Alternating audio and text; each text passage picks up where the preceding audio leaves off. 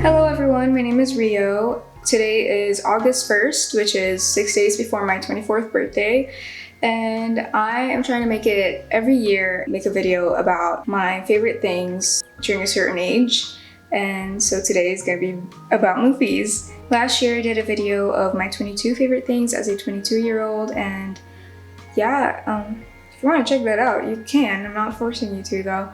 And also I have two of the movies that are my favorites as posters that I made right behind me. Very convenient for this video. Also, side note, this list is not in order, but the first 7 movies I'm going to be mentioning are my favoriteest movies. Without further ado, here are my 23 favorite movies as a 23-year-old. Number 1 is Perfect Days. The message this film presents is something that I already knew before, but I needed to be reminded of again, and I watched it for the first time in the most perfect timing in my life. It's about Hirayama, who works as a toilet cleaner in the city of Tokyo.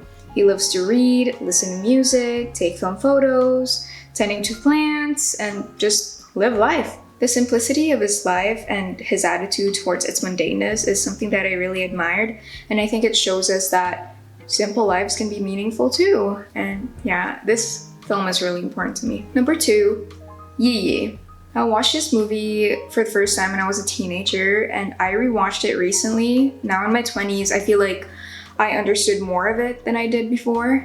I also related to it more growing up. So Hihi is about a family, and we see some family members' points of view in life, more like in different stages, specifically the kids, the teenagers, and the adults. They go through their own hardships, and we see how they deal with them as they find the meaning of life.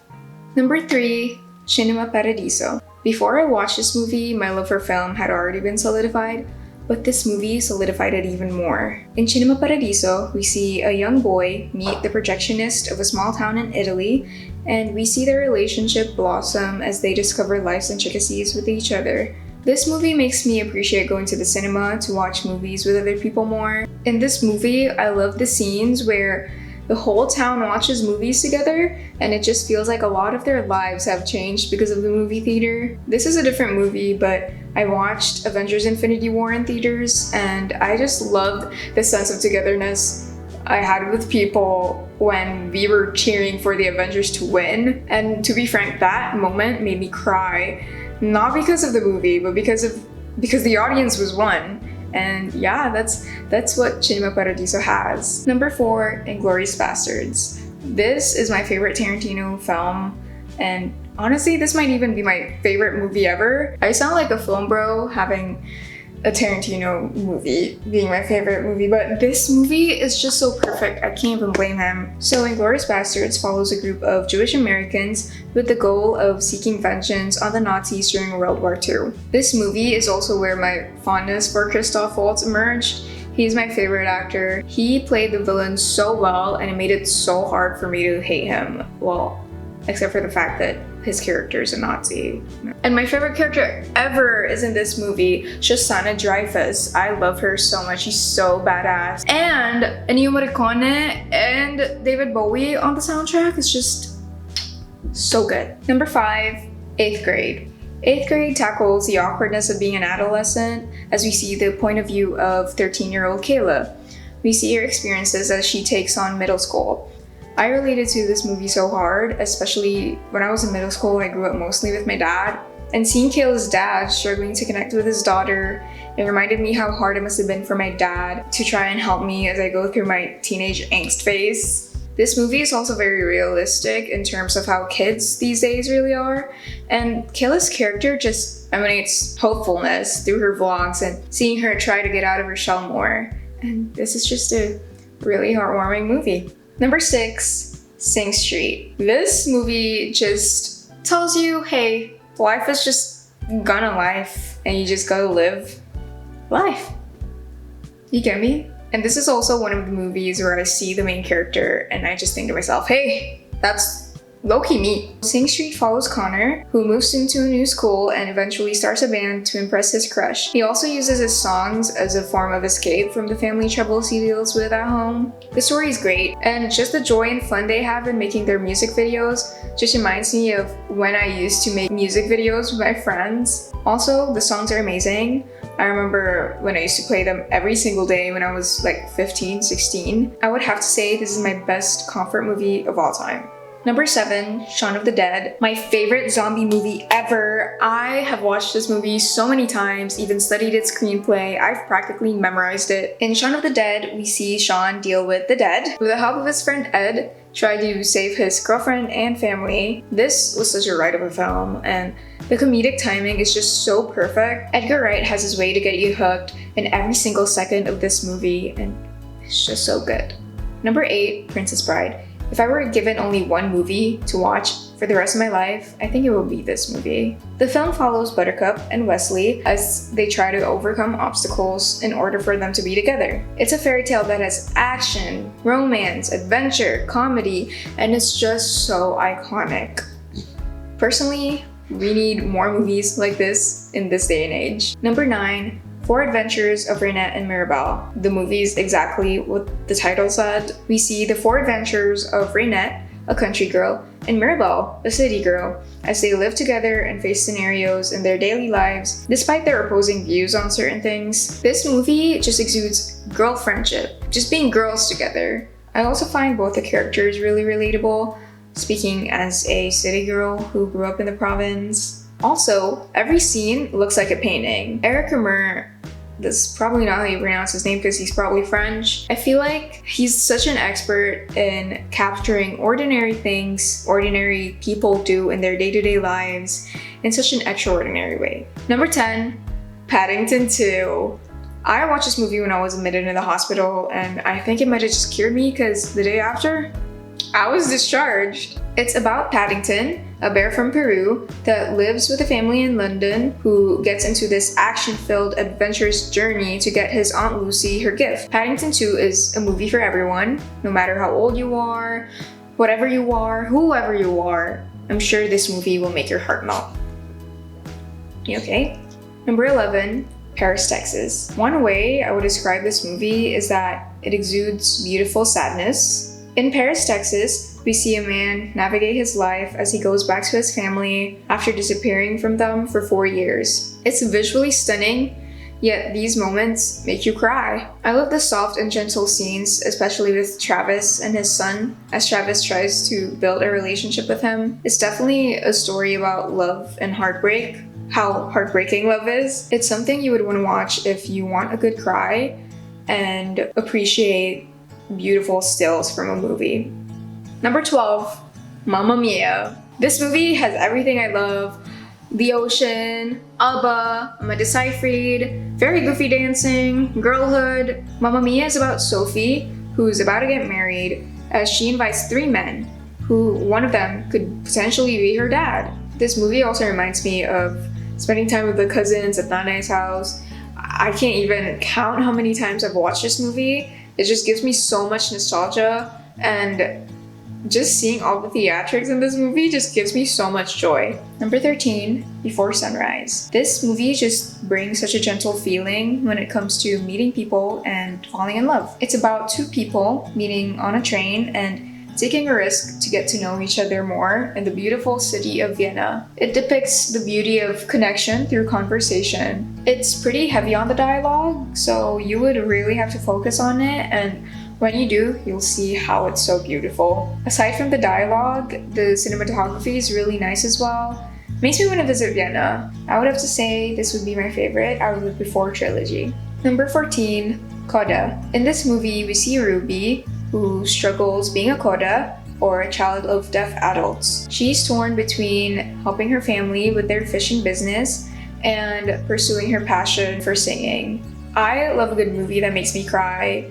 Plus, Ruby sang one of my favorite songs ever, which is Both Sides Now by Joni Mitchell, so it made me love this movie even more. Koda really makes you see everyone in the family's difficulties, how everyone is dealing with their deafness and having only one hearing family member. This movie is both heart-wrenching and heartwarming. Number 15, Angus Thongs and a Perfect Snogging. So funny, quirky, dorky. It's about Georgia, a teenager who's struggling to fight teenage crises in everyday life, specifically about her crush, friendships, enemies. The emotions shown by Georgia on screen, I felt them too in real life, especially the embarrassing moments she had. I was cringing. Also, my love for Aaron Taylor Johnson emerged here. So, yeah. Number 16, The Young Girls of Rochefort. This is such the perfect musical. The Young Girls of Rochefort is about twins who live in the town of Rochefort as they both search for love. I love how this movie is filled with colors and makes it so visually stunning. The cinematography is top tier and all the numbers are executed so greatly and full of energy. The dancing looks so playful. Personally, this is what I see in my head when someone mentions the word musical because it has all the elements of a musical just leveled up. Number 17 is A Pa with Feelings. This movie is just so gentle. It focuses on a relationship between a girl who's hearing and also an aspiring architect and her deaf neighbor who also teaches her sign language. It deals with the hardships of being deaf and, in this case, the fear of neglect in a relationship because of deafness. This movie just feels so soft, sweet, and wholesome, and the acting is great, as well as the storytelling. It's just so good. Number 18, Roma. I love this movie so much. This movie is about Cleo, a domestic worker in Mexico City, and the family she takes care of. It tackles heartbreak, loss, family, life in general. My favorite moments in this film would have to be the moments where you see how close Cleo is with the family. I love how they consider Cleo a part of their family. Alfonso Cuarón considers Roma as his love letter to domestic workers, one of the most overlooked jobs in the world. And aside from that, the cinematography is really amazing and it just makes you appreciate life. Number 19, Singing in the Rain. This is the most impressive musical I've ever seen. It's about a group of artists in the film industry trying to figure out the novelty of sound in film. We watch them as they go through mishaps trying to switch from making silent films to audio-visual. When I say amazing, I mean mind-blowingly amazing. From everyone's astounding vocals to the set design, production, costume, and of course, the intense and crazy dance skills. They're insanely talented. Aside from that, the movie is really funny. Every scene is just full of energy and it's beautiful. Number 20, Parasite. I have no words for this one, honestly. I did not expect the movie to be like this. I went into it completely blind. This film follows an impoverished family that tries to get out of poverty through treating a rich family. Their plan goes well until something that none of them ever expected happens. I would consider this a perfect movie as well, and it's just so insane in such a great way, so respect. Number 21, Cant Buy Me Love. This is my guilty pleasure movie, okay? I'm not one for that dynamic, the nerdy boy with a popular girl dynamic. I'm not for that. But just seeing young Patrick Dempsey, the young McDreamy, is just definitely something. Hello? Cant Buy Me Love is about a nerd helping out a popular girl into getting out of trouble in one condition. She has to pretend they're dating. This movie really just has a soft spot for me. Okay. Hello? Oh my god, Chibi, please don't. No. Chibi, you can't be doing that to my camera. Please, come here. Oh, don't attack me. Number 22, The Trouble with Angels. In The Trouble with Angels, Mary and her friend Rachel come up with all sorts of mischief in their all-girls Catholic boarding school ran by nuns with the Mother Superior as their headmistress. This gives off the all-girls Catholic school experience. Oh my god. It reminds me of the time when I was in an all-girls Catholic school and just enjoying time with my dorm mates. This movie exudes rebellious girlhood. I also think there's only 2 men in this movie, so definitely such a girly girl movie, which I love. Number 23, Hot Fuzz. I don't know what Edgar Wright has done that made me so addicted to his movies, that made me memorize his movies. I don't know, he's just so good. I could watch this one again and again and again and still laugh at the same exact jokes every single time. Excuse me. Hello. How are you? This is the last movie too, Chibi, and you're doing this. Hot Fuzz is about a police officer who gets relocated in a small town. The town and its people seem perfect until he further investigates what's going on. The story's great, the acting is spectacular, the delivery is superb. I love it when he said, "You're a doctor, deal with it." It's such a great watch for when you want to have a good laugh with your lads and if you want action and comedy. Before I end this video, I want to give out my honorable mentions. Movies that didn't make it to the list but have a special place in my heart nevertheless. So here they are. Jen Tucker Must Die. I watched this with my sister and cousins. As I said, I love it when movies give me that feeling of nostalgia, and this just gives out nostalgia because I watched this again and again with my sister especially. Next is Sound of Music. I think this is one of my first movies I've ever watched. The songs are iconic. They have a special place in my heart. It's just growing up, especially in the choir as well. We used to sing Sound of Music songs, and also my mom loves Sound of Music. Next is But I'm a Cheerleader. This just exudes, I don't know, like girly girl. Wait, I'm gay? Huh? During my first watch, I couldn't help but crack up at everything. It's just so good. The jokes are really funny. I love the acting too. They're really quirky characters, which I love. Next is Practical Magic. I love Sandra Bullock so much. She's one of my favorite actresses. I just love the sisterhood, girlhood, witchery vibes, and I just love the sisterhood that they have. Next is La La Land. I love this movie so much. I used to sing the songs every day. I love Damien Chazelle. I decided not to put this on the list because there are other greater musicals out there. I'm sorry. But this has a special place in my heart. I specifically remember watching this movie with my best friend Ina, and next to us was an old guy sleeping. Yeah. Next is Miss Congeniality. I love this movie so much. I rewatched it again with my husband and I forgot how much I love this movie. It's Sandra Bullock again. I love that woman. I also remember watching this with my sister and cousins at our nana's house, and it's just so... We would watch this again and again. I don't remember. There are so many movies we watched so many times. Wild Child is one of them. The Proposal.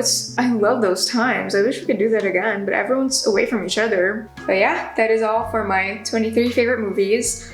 Honestly, I had such a hard time choosing movies to consider to be my favorites because I've watched a lot of movies in my lifetime.